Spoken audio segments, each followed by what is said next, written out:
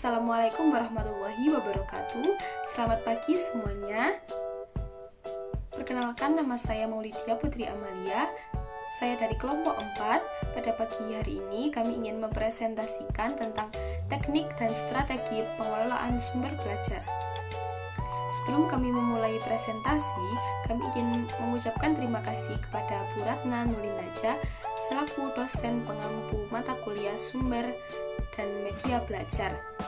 Serta kami ucapkan terima kasih kepada teman-teman yang sudah meluangkan waktunya untuk melihat video presentasi kami. Kami dari kelompok 4 yang anggotanya terdiri dari saya, Maulidia Putri Amalia dengan NIM 2101031110119. Kemudian ada Malik Abdul Aziz dengan NIM 2101031110153. Kemudian yang terakhir ada Fikra Filsafah Ilma dengan NIM 2101031110153. Pada kesempatan kali ini saya akan menjelaskan tentang pengertian pengelolaan sumber belajar, dan untuk materi selanjutnya akan dijelaskan oleh teman-teman saya. Baiklah, langsung saja kita membahas kepada materi yang pertama, yaitu pengertian pengelolaan sumber belajar. Pengelolaan atau biasa disebut dengan manajemen adalah melakukan pengelolaan sumber daya yang dimiliki oleh sekolah atau organisasi yang diantaranya adalah uang, manusia, metode, material, mesin, dan pemasaran yang dilakukan dengan sistematis melalui sebuah proses. Manajemen memiliki 4 fungsi, yaitu planning, organizing, controlling, dan actuating. Planning dan organizing dikategorikan sebagai kegiatan mental, sedangkan actuating dan controlling dikategorikan sebagai kegiatan fisik. Suatu manajemen bisa dikatakan berhasil jika keempat fungsi tersebut bisa dijalankan dengan baik. Jadi dapat kita simpulkan bahwa pengelolaan adalah cara kita untuk mengelola suatu hal apa yang akan kita capai. Sedangkan sumber belajar dapat diartikan sebagai sebuah konsep yang diperlukan untuk menunjang kegiatan belajar. Menurut Sukajinah, sumber belajar merupakan semua yang dapat dimanfaatkan untuk menunjang sebuah proses pembelajaran. Dan menurut Edgar, bahwasanya kejadian apa saja yang telah kita alami yang akan menjadikan sebuah pengalaman itu sudah bernilai sebuah pembelajaran. Sumber belajar juga dapat disebut dengan learning resources, yang berarti istilah tersebut adalah semua sumber itu baik berupa data, orang, unsur tertentu dapat digunakan oleh peserta didik dalam belajar, baik secara terpisah maupun secara terkontaminasi, sehingga mempermudah peserta didik dalam mencapai tujuan belajar atau mencapai kompetensi tertentu. Sumber belajar dapat kita dapatkan dari ilmu pengetahuan, media buku, yang didapatkan dari membaca, dari lingkungan, itu dengan cara pengamatan atau pengalaman. Sumber belajar dari audio visual seperti televisi, radio, video, animasi, VCD. Dan zaman sekarang ini lebih canggih, kita tinggal membuka HP saja, kita sudah bisa mencari apa yang kita butuhkan dari internet, sosial media, dan masih banyak aplikasi lainnya yang dapat membantu kita dalam hal mencari sumber belajar. Dari pengertian tadi, dapat kita tarik kesimpulan, yaitu pengelolaan sumber belajar adalah cara kita memanajemen sumber belajar sesuai dengan kebutuhan dan sesuai dengan apa yang diajarkan. Pengertian secara istilah, pengelolaan sumber belajar adalah kegiatan yang berkaitan dengan pengadaan, pengembangan, atau produksi pemanfaatan sumber belajar, terutama bahan dan alat, untuk kegiatan pendidikan dan pembelajaran. Kegiatan pengelolaan sumber belajar tersebut dilaksanakan oleh suatu bagian dalam lembaga pendidikan atau sekolah yang disebut dengan pusat sumber belajar. Pengelolaan sumber belajar yang berperan penting di sini adalah guru, dosen, atau fasilitator, sebagaimana diharapkan mempunyai banyak inovasi dan memanfaatkan yang ada atau lingkungan sekitar, dan menciptakan inovasi yang baru tersebut dapat menghasilkan sumber belajar yang baru dan tentunya tidak akan membosankan bagi peserta didik. Pengelolaan sumber belajar dapat berjalan jika guru dan siswa melakukan proses pembelajaran yang menggunakan sumber belajar yang sudah dipilih. Jika hanya salah satu yang berjalan, maka itu tidak akan terorganisir dengan baik. Kemudian, para guru atau pendidik juga harus Mengetahui gaya belajar siswa-siswi akan menghasilkan sumber belajar mana yang cocok untuk siswa ini, untuk siswa yang lainnya. Gaya belajar juga biasanya dipengaruhi dari faktor lingkungan peserta didik, bagaimana mereka tinggal, bagaimana mereka belajar. Kemudian, fakta membuktikan bahwa proses belajar yang menurut peserta didik menarik dan belum pernah dilakukan, hal tersebut menjadikan peserta didik merasa senang, dan rasa senang itu akan membuat apa yang mereka alami lebih terkesan dan pembelajaran akan lebih diterima oleh peserta. Selanjutnya yaitu teknik dan strategi pengelolaan sumber belajar. Sebelum melakukan pengelolaan sumber belajar, perlu tahapan-tahapan agar apa yang sudah menjadi kebutuhannya tepat pada sasaran. Tahapan tersebut yaitu yang pertama ada perencanaan. Tahap awal dalam pengelolaan sumber belajar adalah perencanaan. Perencanaan di sini yang dimaksud adalah merancang sumber-sumber belajar yang dapat menunjang proses pembelajaran dalam mencapai sebuah tujuan. Dalam perencanaan sumber belajar, perlu memperhatikan 1. Analisis kebutuhan sumber belajar terhadap peserta belajar dengan cara membuat daftar sumber belajar. Yang kedua, yaitu membuat skala prioritas terhadap sumber belajar untuk disesuaikan dengan proses pembelajaran. Yang ketiga, menentukan sumber belajar yang sesuai dengan kebutuhan proses sumber belajar. Proses terakhir adalah menentukan sumber belajar manakah yang akan digunakan yang sesuai dengan kebutuhan dalam proses belajar, dan akan terjadi kesepakatan antara pengajar dengan siswa agar nyaman dan menyenangkan dalam menjalankan proses pembelajaran yang akan dilaksanakan. Analisis kebutuhan sumber belajar dilakukan secara kuantitatif dan kualitatif. Secara kuantitatif dilakukan untuk menentukan jumlah sumber belajar yang digunakan dalam proses pembelajaran. Secara kualitatif dilakukan yaitu untuk menentukan jenis sumber belajar, tujuan penggunaan sumber belajar tersebut, dan alasan menggunakan sumber belajar tersebut. Menurut Ari H. Gunawan, penyesuaian perencanaan dengan analisis kebutuhan meliputi 4 tahapan, antara lain yang pertama yaitu identifikasi tujuan umum yang mungkin dapat dicapai. Yang kedua, kita harus menyusun tujuan berdasarkan kepentingannya. Yang ketiga, identifikasi perbedaan antara apa yang diinginkan dan apa yang sesungguhnya. Yang keempat yaitu menentukan skala prioritas. Kegiatan membuat skala prioritas dalam pemanfaatan sumber belajar yaitu mengurutkan daftar sumber belajar dengan tingkat kepentingannya dalam penggunaan dalam proses pembelajaran. Sekian penjelasan materi dari saya. Untuk materi selanjutnya akan dilanjutkan oleh teman saya. Terima kasih. Di sini saya akan melanjutkan presentasi Mbak Putri. Perkenalkan terlebih dahulu, nama saya Malik Abdul Aziz. Di sini saya akan menerangkan faktor-faktor yang perlu diperhatikan dalam perencanaan sumber belajar.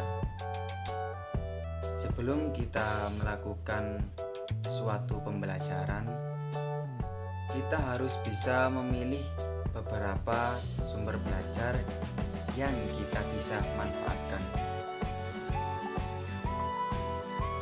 Sebelum kita memilih sumber belajar, kita harus mengetahui beberapa faktor-faktor yang perlu kita perhatikan saat menyusun perencanaan.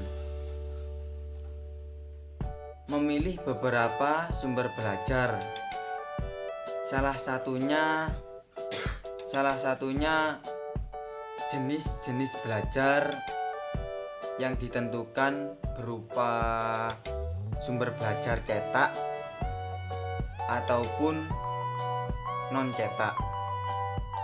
Seperti contohnya cetak buku, majalah ataupun koran.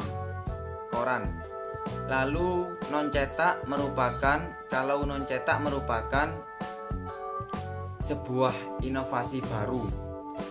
inovasi baru dalam dunia pendidikan yang tidak melibatkan media cetak seperti buku. Yang nomor 2, jumlah sumber belajar yang akan digunakan. Yang nomor 3, kesesuaian antara rencana pengguna sumber belajar dengan anggaran pendanaan yang tersedia. Pengadaan. Kegiatan pengadaan sumber belajar didasarkan pada proses perencanaan sebelumnya. Proses perencanaan dilakukan secara sistematis, rinci, atau teliti, berdasarkan informasi yang realistis tentang kebutuhan sumber belajar dalam proses pembelajaran. Pengadaan sumber belajar yaitu menyediakan alat atau media dalam menunjang pelaksanaan proses pembelajaran. Hal ini dalam mengadaan alat atau media dapat membuat sendiri atau bisa dibuat pabrik. Seperti contohnya yang dibuat pabrik, media cetak seperti buku, majalah, ataupun jurnal. Kalau contoh yang dibuat sendiri seperti contohnya kita membuat gunung yang mengeluarkan larva dengan soda. Pengadaan sumber belajar dalam proses pembelajaran dapat diperoleh melalui membeli, mendapatkan hadiah tukar-menukar, ataupun pengadaan sumber belajar dengan cara membeli, yaitu menentukan kegiatan belajar akan dilakukan. Yang kedua, menentukan sumber belajar yang sesuai dengan kegiatan belajar. Yang nomor tiga, memahami prosedur pembelian sumber belajar. Yang nomor empat, melakukan pembelian sumber belajar. Pendistribusian sumber belajar yang sudah diadakan untuk proses pembelajaran harus didistribusikan sesuai dengan kebutuhan kegiatan belajar. Adapun proses pendistribusian mencakup tiga hal, yaitu ketepatan barang yang disampaikan, ketepatan sasaran yang sampainya, dan ketepatan kondisi barang yang disalurkan. Baik, saya akan melanjutkan presentasi dari teman kelompok saya. Sebelumnya perkenalkan, nama saya Fikra Bulsafaima dengan NIM 2113103110153. Langsung saja yang keempat, yaitu penggunaan dan pemanfaatan.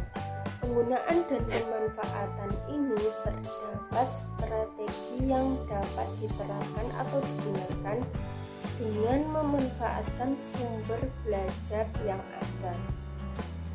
Strategi-strategi ini ada 5. Yang pertama yaitu strategi learning by doing.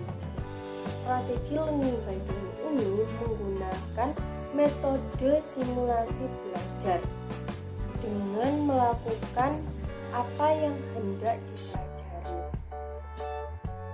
Metode simulasi belajar itu sendiri yaitu metode pembelajaran yang membuat suatu peniruan dari nyata untuk mencapai tujuan pembelajaran. Contoh dari strategi learning by doing ini yaitu dalam pembelajaran keterampilan memasak dengan cara menampilkan video cara memasak, maka peserta didik akan menirukan proses-proses yang ada di video tersebut yang sudah ditonton. Selanjutnya yang kedua yaitu strategi incidental learning. Strategi ini mempelajari suatu secara tidak langsung. Dengan demikian, peserta didik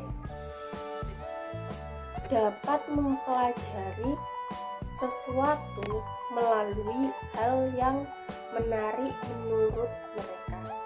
Contoh dari strategi ini yaitu mempelajari bahasa daerah di Indonesia dengan cara melakukan perjalanan ke daerah-daerah tersebut.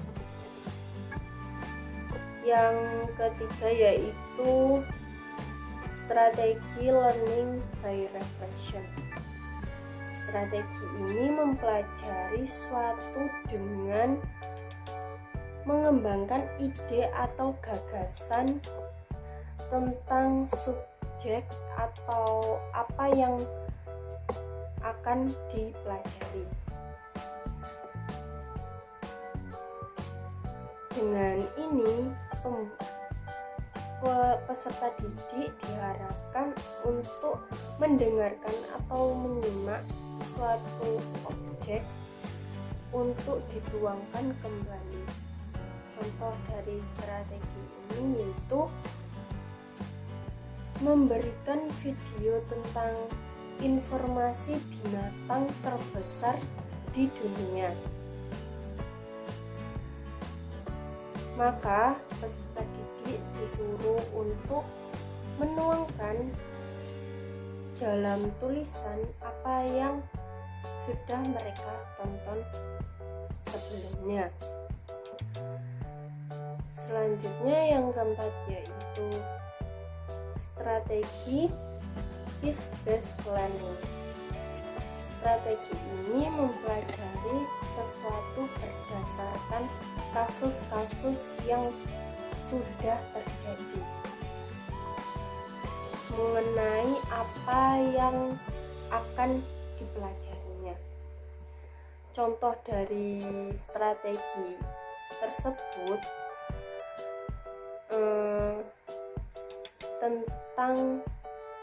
tentang penjelasan mengenai penulisan puisi. Nah, dalam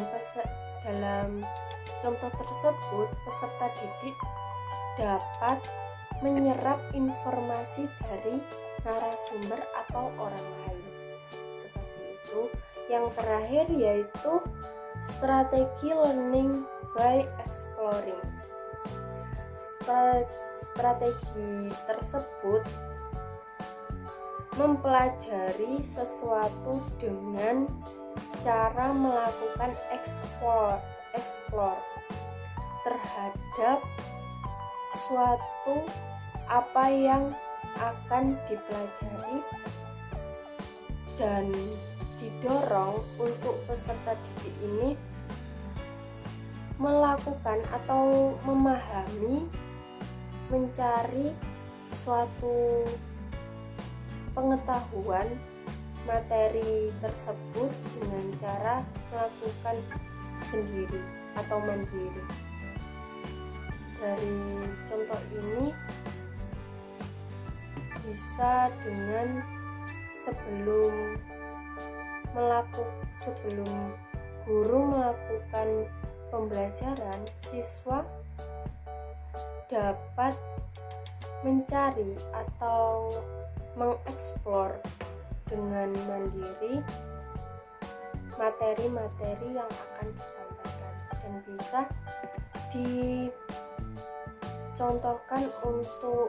diterapkan untuk kelompok, tugas kelompok untuk mencari materi ini dan dipresentasikan seperti itu.